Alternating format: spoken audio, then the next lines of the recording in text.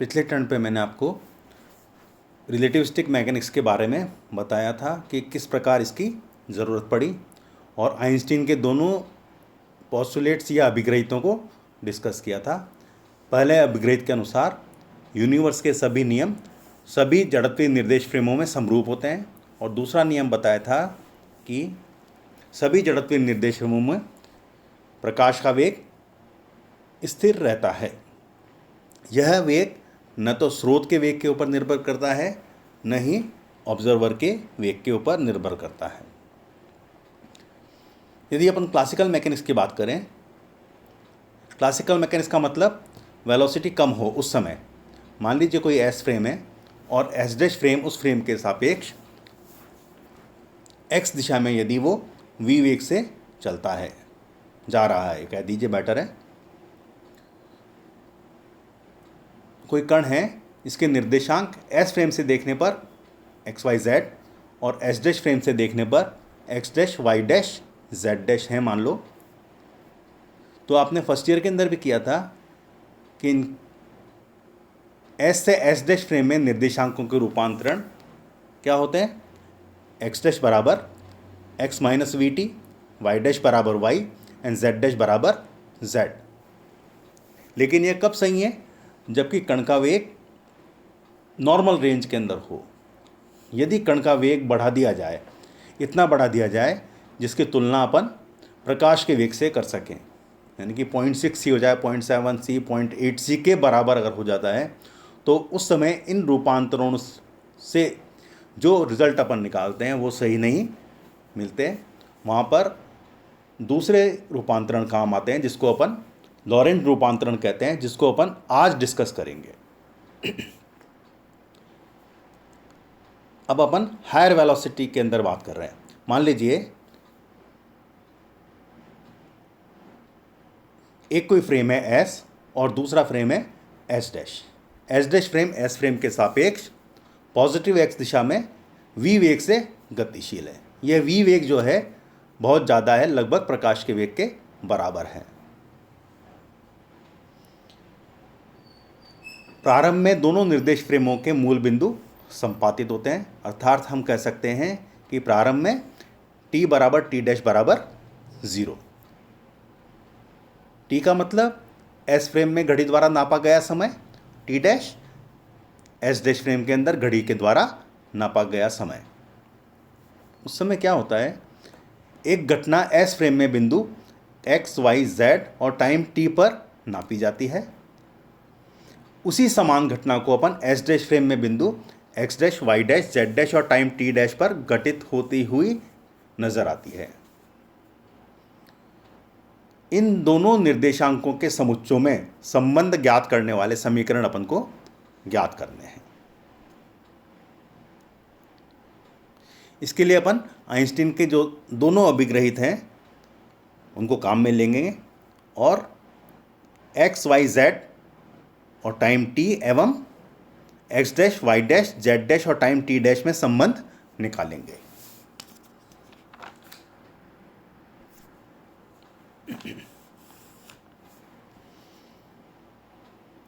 Einstein के पहला अभिग्रहित यहाँ पर काम में लेते हैं। तो प्रथम अभिग्रहित के अनुसार किसी जड़त्वीय निर्देश फ्रेम के सापेक्ष एक समान रैखिक वेग से गति करते हुए सभी निर्देश फ्रेमों में भौतिक विज्ञान के सभी नियम समरूप होते हैं। अतः हम एस एवं एस डैश फ्रेम में नापे गए निर्देशांकों में संबंध निम्न लीनियर इक्वेशंस के रूप में लिख सकते हैं। माना कि एक्स डैश बराबर alpha X plus beta T, Y dash बराबर वाई, जेड डैश बराबर जेड, टी डैश बराबर gamma x plus delta T. ये जो चार इक्वेशन है, इनके पेयर को अपन इक्वेशन नंबर 1 से रिप्रेजेंट करते हैं। Of course 1A, 1B, 1C और 1D, इसमें चार इक्वेशंस हैं, जहाँ पर अल्फा, बीटा, गामा और डेल्टा कांस्टेंट है। इन कांस्टेंट्स की वैल्यू अपन आइंस्टीन के जो दोनों पोस्टुलेट्स हैं इसको काम में लेकर के ज्ञात करेंगे। एक बार मैं और रिपीट कर रहा हूँ। एक फ्रेम है एस दूसरा फ्रेम है S dash. S dash frame प्रारंभ में एस फ्रेम के ऊपर ओवरलैप करता है और समय बढ़ने के साथ एस फ्रेम अपने स्थान पर रहता है और एस डैश फ्रेम उसके सापेक्ष कांस्टेंट वेलोसिटी v से पॉजिटिव x दिशा में गति करना प्रारंभ करता है। ऑफ कोर्स ये एस डैश फ्रेम का वेग v बहुत ज़्यादा है, लगभग प्रकाश के वेग के बराबर है। ये अपन को ध्यान में रख के चलना है। अब अपन इन कांस्टेंट्स की वैल्यू निकालने के लिए क्या करते हैं, सबसे पहले कोई ये जो पॉइंट है P, इसको अपन परमानेंटली एस डैश फ्रेम के केंद्र पर मान लेते हैं स्थित और उसको अपन एस फ्रेम से देखते हैं। तो एस फ्रेम से देखने पर वो कैसा नज़र आएगा? चूंकि एस फ्रेम से देखने पर एस डैश फ्रेम v वेग से जाता हुआ नज़र आ रहा है पॉजिटिव x दिशा में, तो एस फ्रेम से देखने पर कण भी पॉजिटिव x दिशा में v वेग से जाता हुआ नज़र आएगा। और चूंकि कण क्या है, एस डैश फ्रेम के ओरिजिन पर माना है, तो x डैश का मान कितना हो जाएगा? 0। और साथ ही t समय के अंदर S dash frame S frame के सापेक्ष vt दूरी तय कर लेगा। तो x का मान कितना हो जाएगा? x बराबर vt।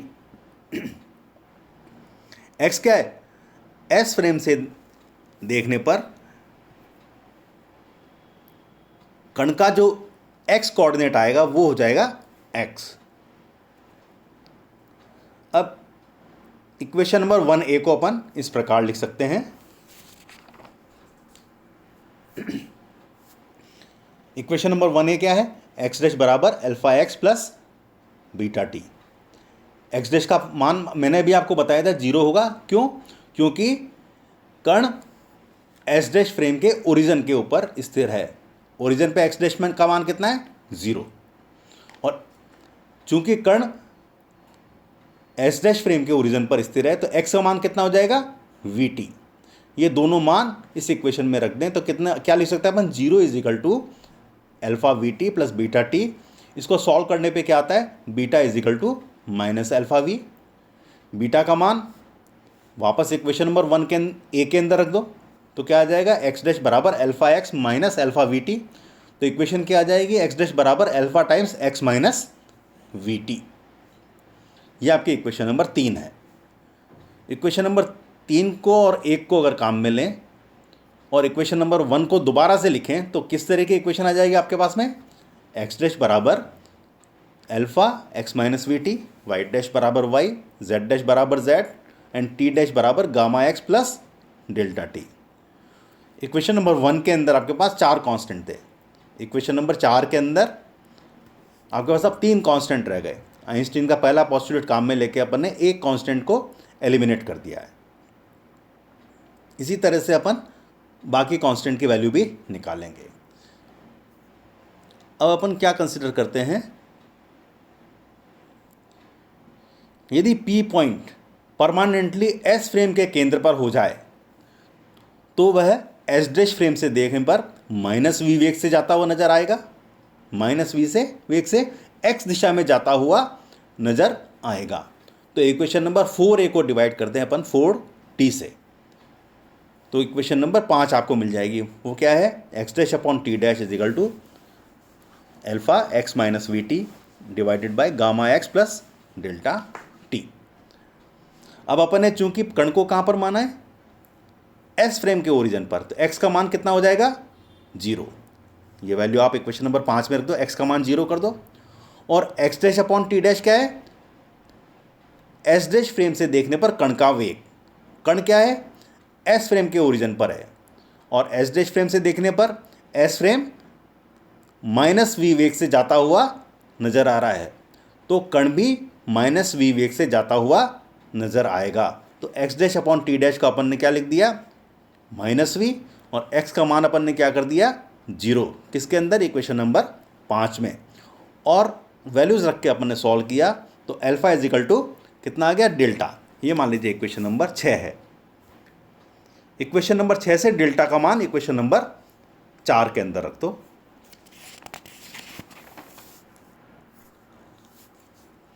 तो आपके पास इक्वेशंस क्या आ जाती है, एक्स डैश बराबर alpha times x minus we T, Y dash equals to y, Z dash बराबर Z and T dash equals to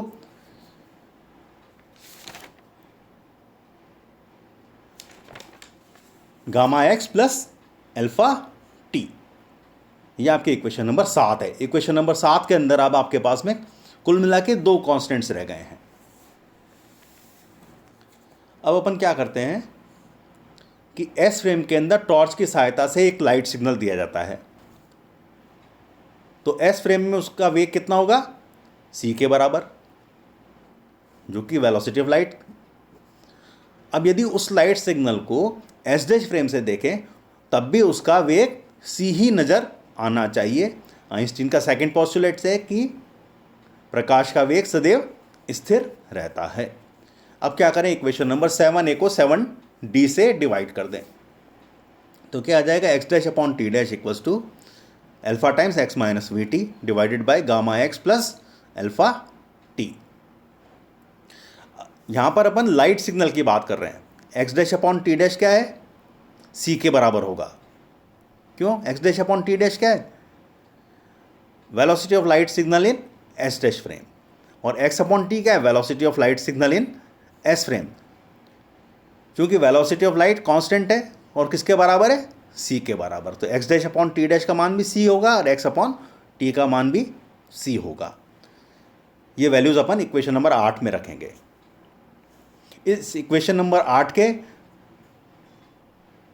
numerator और डिनोमिनेटर को टी से यदि डिवाइड कर दें तो क्या आ जाएगा, X dash upon T dash का मान तो अपन सी कर दें, सी लिख दिया, is equal to alpha times x upon t minus we t upon t, t से डिवाइड किया जब, and gamma x upon t plus alpha t upon t. अब अपन ने अगली स्टेप में क्या किया, एक्स अपॉन टी को भी सी से रिप्लेस कर दिया और इस इक्वेशन को थोड़ा सा सॉल्व कर लिया। तो गामा इज इक्वल टू कितना आ गया, minus v upon c square into alpha. मान लीजिए ये इक्वेशन नंबर 9 है। इक्वेशन नंबर 9 से गामा का मान इक्वेशन नंबर 7 में रखने पर आपको जो इक्वेशन प्राप्त होगी वो क्या हो जाएगी, x dash is equal to alpha times x minus we T, Y dash equals to y, Z dash बराबर Z and T dash is equal to alpha times t minus v x upon c square. ये मान लो equation number 10 है। अब वापस से थोड़ा सोचिए कि यदि समय t बराबर टी डैश बराबर 0 यानी कि प्रारंभ में एस फ्रेम के मूल बिंदु O से पर एक लाइट फ्लैश उत्पन्न करते हैं तो प्रकाश सी वेग से गोली तरंगाग्रोह के रूप में प्रसारित होगा जिसका केंद्र O होगा।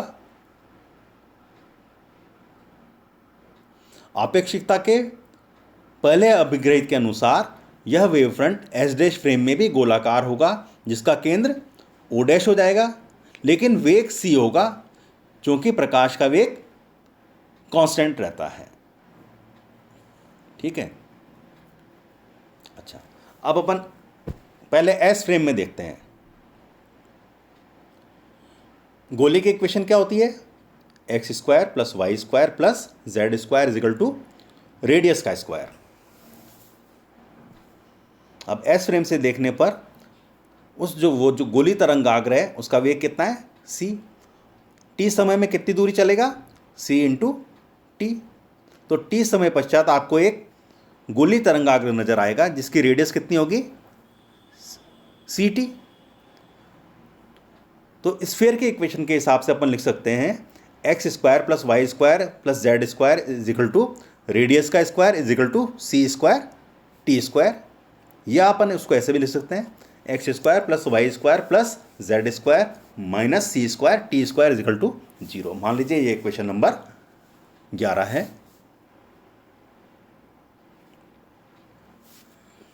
अब यदि अपन उसी स्फेरिकल वेव फ्रंट को अपन एस डैश फ्रेम से देखें तो उसका केंद्र क्या होगा, एस डैश फ्रेम का ओरिजिन।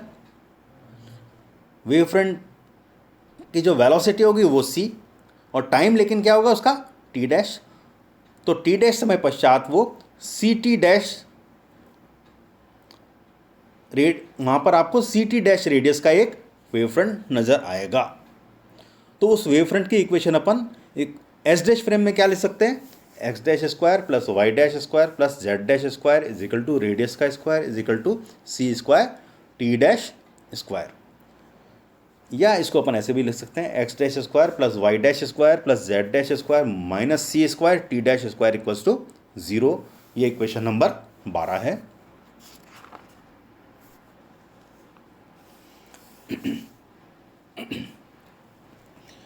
इक्वेशन नंबर 11 और 12 की सहायता से अपन एक इक्वेशन और लिख सकते हैं, x dash square plus y dash square plus z dash square minus c square t dash square equal to x square plus y square plus z square minus c square t square. मान लीजिए अब आपको equation number 13 आ गई। अब इस equation number 13 के अंदर आप इक्वेशन नंबर 10 की सहायता से x dash Y dash Z dash और टाइम टी डैश का मान सब्स्टिट्यूट करें तो क्या मिलेगा, alpha square x minus we t का होल स्क्वायर प्लस ये तो अपन ने एक्स डैश की वैल्यू रखी तब आया, plus y dash square plus z dash square नहीं y square plus z square minus c square alpha square into t minus v x upon c square का whole square is equal to कितना आ गया, x square plus y square plus z square minus c square t square. अब ये इसको यदि solve करते जाएं, थोड़ा आगे बढ़ें, तो फाइनली आपके पास क्या आ जाता है, alpha square is equal to 1/1 minus v square upon c square या alpha is equal to 1/√1 minus v square upon c square. यह आपके पास इक्वेशन नंबर 14 आ गई। इक्वेशन नंबर 14 से अपन को अल्फा का मान प्राप्त हो गया। तो अल्फा का मान यहाँ से उठा करके आप वापस इक्वेशन नंबर 10 में रख दें तो आपको क्या मिलेगा, x dash equals to 1/√1 minus v square upon c square x minus we t पहली equation, y dash equals to y, Z dash बराबर जेड, टी डैश बराबर 1/√1 minus v square upon c square t minus v x upon c square. ये जो चार equations हैं इनका जो pair है इक्वेशन नंबर 15 के द्वारा रिप्रेजेंट किया जा रहा है। इसी को अपन लॉरेंट ट्रांसफॉर्मेशन कहते हैं।